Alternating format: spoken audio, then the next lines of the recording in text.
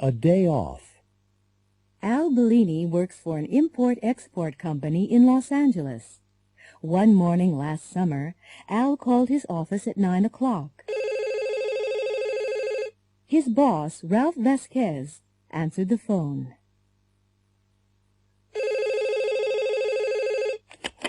Hello, Ralph Vasquez. Hello, Ralph. This is Al Bellini. Oh, hi, Al. What's up? I don't think I can come to work today, Ralph. Oh, what's the problem? I've got a very bad sore throat. Yes, you sound sick. Yes. I'll stay in bed today, but I'll be able to come tomorrow.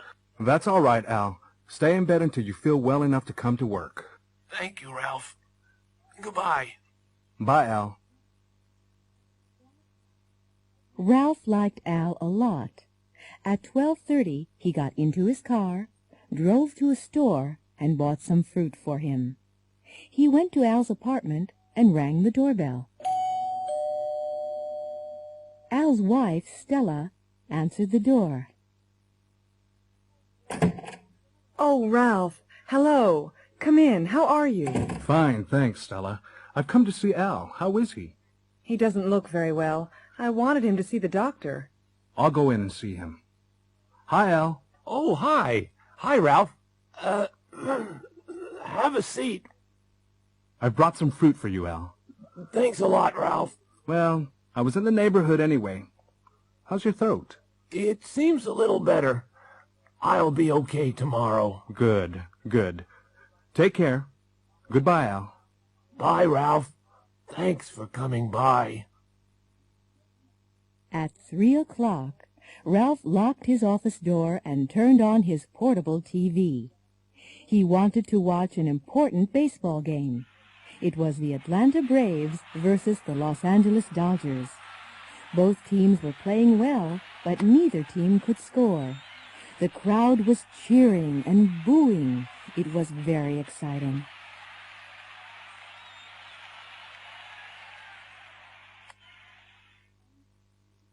Then at 3:20, Sam Zapata of the Dodgers hit a home run. Ralph jumped out of his chair. He was very excited.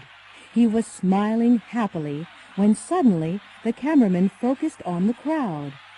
Ralph's smile disappeared, and he looked very upset. Al Bellini's face, in close-up, was there on the screen. He didn't look sick, and he didn't sound sick. He was smiling happily and cheering wildly.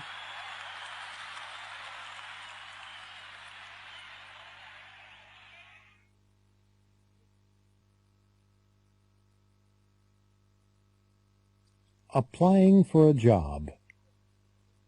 How do you do? It's Paula Chandler, isn't it? Yes. How do you do? Have a seat. I'm Art Miranda, and I have your application form here. I just want to check the information. Fine. Sure. You're applying for the position of Export Sales Representative, aren't you? Yes, I am. You aren't from Connecticut, are you? No, I'm not. I'm from Massachusetts. You got a bachelor's degree in business administration at college, didn't you? Yes, that's right. But you didn't get a master's degree, did you? No, I didn't.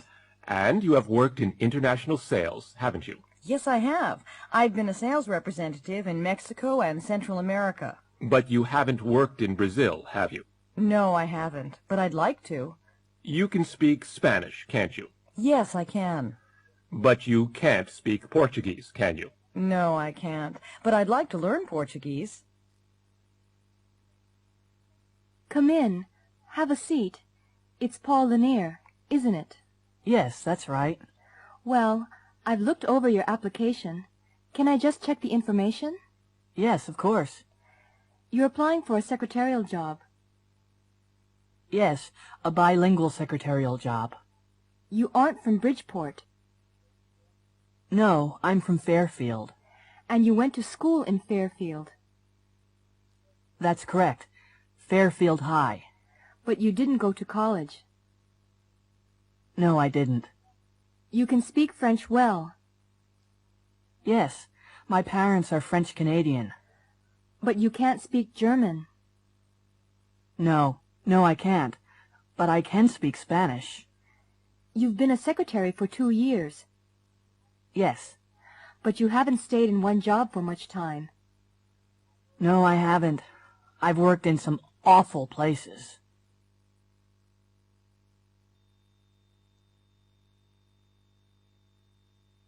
Disasters. Good evening. Our program tonight is about disasters. This year there have been fires, earthquakes, and volcanic eruptions. All our guests tonight have survived disasters. Hello, I'm Susan Fisher-Diaz. I live in Chicago. I was working in my office on the 28th floor of a skyscraper. I was dictating some letters to my secretary when the fire alarm rang. I rushed out to the elevator, but it wasn't working. The stairs were full of thick smoke. We couldn't go down, so we had to go up to the roof. When we got there, some people were waiting calmly. Others were shouting and screaming wildly. A helicopter managed to land on the roof and rescued 6 of us before the roof collapsed. My name's Linda Reed. I was on vacation at the Med Club on Patapita, a small island in the South Pacific. I was taking a nap when the volcano erupted. The noise woke me up. I looked out of the window. Everybody was running toward the harbor. I threw on my robe and ran to the harbor too. I managed to get on a cruise ship. It was leaving when the lava hit town. Hi, my name's Richard Ching. My wife and I were staying with friends in Santa Librada near Los Angeles. We were having dinner when the earthquake began.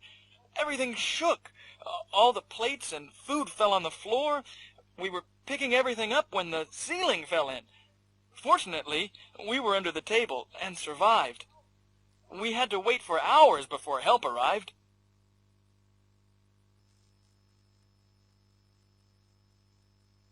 Traveling by air. 1. Global Airways announces the departure of the 11 o'clock flight GL189 to Houston. This flight is now boarding at Gate 4. 2. British Airways announces the departure of the 11:30 Concorde service BA 001 to London. Would passengers for this flight go immediately to Gate 16? 3. Would passengers for the 11:25 Aeromexico Flight 149 to Mexico City please go immediately to Gate 13, where this flight is now boarding? 4. This is the last call for Japan Airlines 1045 Flight 215 to Tokyo. This flight is now closing at Gate 30. Do I check in here for Global Flight 179 to Caracas? Do you already have your ticket? Yes, I do. Thank you. May I see your passport? There you go. Can you put your luggage up here, please? Sure. Just one case? Yes, that's all. Did you pack the case yourself? Yes, I did. And you haven't left it anywhere, have you? No, it's been with me all the time. Are there any electrical items in the case? No, there aren't. Okay, that's fine. Do you have a seating preference? Yes, I do. I'd like a window seat, please. Fine. Seat 12A. Here's your ticket and your boarding pass. Thank you. The flight leaves from Gate 4 in the South Terminal. Please report to the gate by 10:30. Enjoy your flight.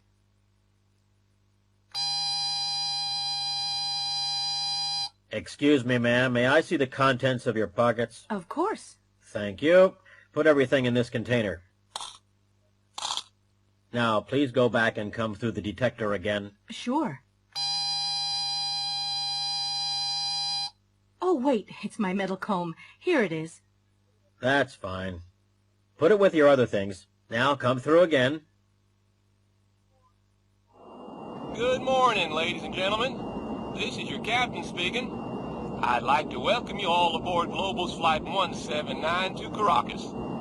We're now flying at an altitude of 33,000 feet, and our speed is approximately 500 miles per hour. We'll land in Caracas in 3.5 hours at 1:20 local time. The temperature in Caracas is a sunny 87 degrees Fahrenheit, about 31 degrees Celsius. In a few minutes, you'll be able to see the Gulf of Mexico on our left.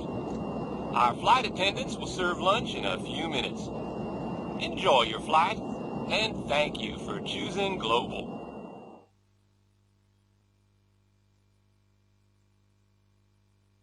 I've cut myself. Ow! This knife's sharp. I've cut myself. Let me see. Oh, you haven't cut yourself badly. It's just a scratch. But it's bleeding. It's not bleeding much. I'll get a Band-Aid. Did you see the play on Channel 13 last night? No, I didn't. What was it? Romeo and Juliet. I cried. You cried? Why? Well, it was very sad. At the end, Romeo killed himself, and then Juliet killed herself. It sounds dumb to me. Why did they kill themselves? For love. Oh, they were dumb, weren't they? My guests tonight are the rock stars MC Malone and TNT Cats. Hi, Sid. We're happy to be here. You both play the guitar and sing very well. How did you learn? Well, we just bought some guitars, and we taught ourselves. You taught yourselves. Terrific. I'm sorry I'm late. Oh, that's all right, Yolanda. Yesterday was my first wedding anniversary. Congratulations. Thanks. We went to that new restaurant on Bank Street. Did you enjoy yourselves? Oh, yes. We had a very good time. Have you seen my new microwave oven? No, I haven't. Oh, it's fabulous. It has an automatic timer. It can turn itself on and off, and it cleans itself.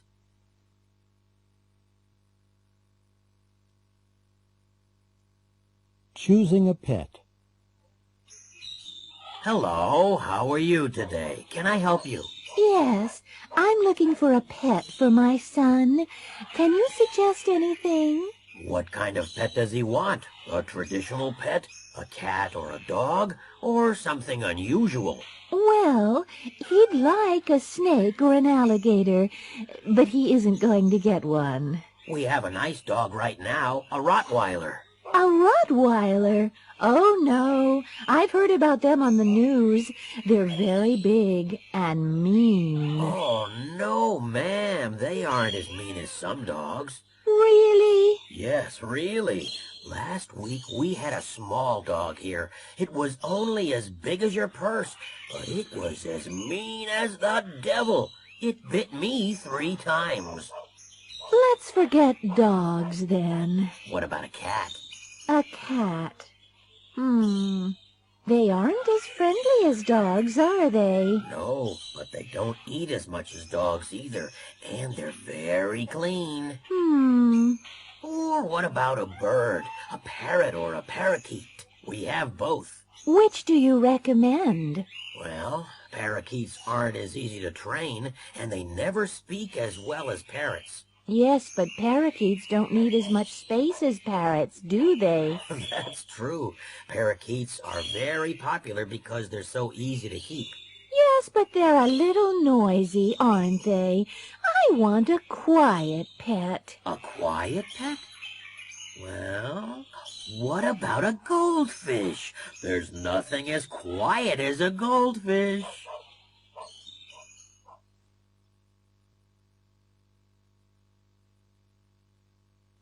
An interrogation. You're John Patrick O'Brien. Yes, I am. You sell used cars. Yes, I do. And other things. You live on Staten Island. Yes, I do. I live in Richmond Town. You went to the races at Montvale yesterday. That's right. You weren't alone. No, I wasn't. I was with my friend, Bobby Ann Chase. But you're married. O'Brien. No. Who told you that? You left your apartment at 11 o'clock. Yes, about 11. You were in your Cadillac. Yes, I was. You didn't stop for gas. No. You had lunch at a Chinese restaurant. No, we didn't. We had lunch at a fast food place. You don't remember the name of the place. No, I'm afraid I don't. You had fried chicken. No, we got some hamburgers to go and ate in the car. You got to Montville Racetrack in time for the first race. Yes, correct. You were very lucky. Yes, I really was. You won $50,000. I can't remember exactly how much. There was $50,000 in your apartment. Was there? You don't know where Bobby Ann is now. No, I'm not her husband. But you left her in Midtown Manhattan because she wanted to buy some clothes. Yes, that's right. It's interesting. Oh, Brian, you have a very fast car. What do you mean? The last race at Montville started late, and it didn't finish until 25 after 5. So you drove from Montville on Long Island to Midtown Manhattan to Staten Island in 35 minutes. At rush hour. That's impossible. Oh, Brian.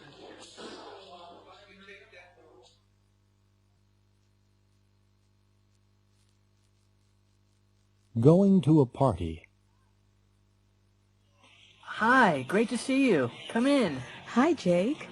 I'm not the first, am I? No, the others are all in the dining room. The food's in there. Let me take your coat. Thanks. Oh, I brought some flowers. Thank you. I'll put them in some water right away. Is Bruce coming? He's already here. Go on in. Hi, Kate. I like your dress. Thanks. Have you seen Bruce? Bruce? Oh, yeah, Bruce. He was here a second ago. Have you had something to eat? No, not yet. The vegetables and dip are over there. Help yourself. Thank you. There's some salad over here. And there are some potato chips and nuts on the table. Okay. See you later. Hello, Kate. Not dancing? No, I'm just hanging out. You didn't see Bruce in the kitchen, did you? No. Oh. Hey, this is a great song, isn't it? Do you want to dance? Sure, why not? Well, here's your coat. Thanks for coming. It was nice of you to invite me. I really enjoyed myself. Good. You've got to come to Jake's birthday party next month. Okay. What happened to Bruce, do you know? He left early, I think. I didn't see Michelle either. No, I think she left early too. Oh, well. Thanks again. Bye.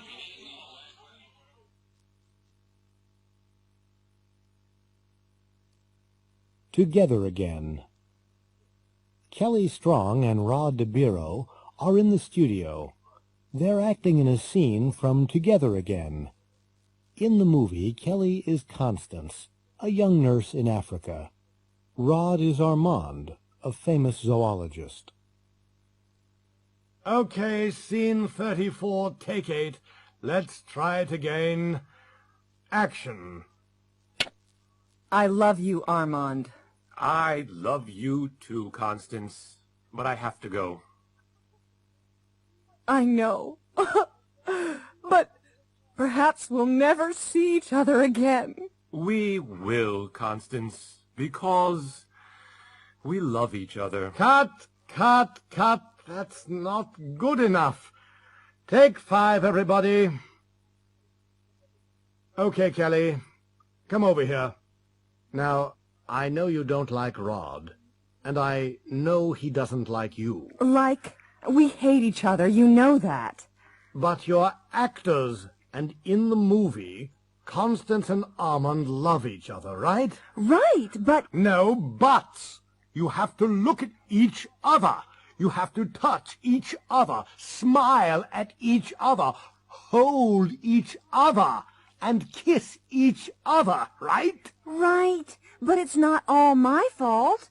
You know Rod, he's selfish. He only thinks about himself. He talks about himself all the time, and he only wants to see himself on film. I've heard this before, Kelly. Rod said exactly the same about you.